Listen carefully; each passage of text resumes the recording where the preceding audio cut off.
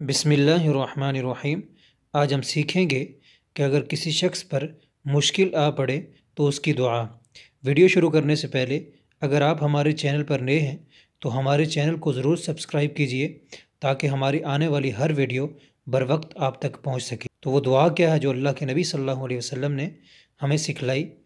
اللہم لا سہل الا ما جعلتہ إلا ما جعلته سهلا وأنت تجعل الحزن إذا شئت سهلا۔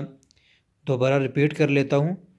اللہم لا سہل الا ما جعلته سهلا وأنت تجعل الحزن إذا شئت سہلا۔ اس کا معنی کیا ہے؟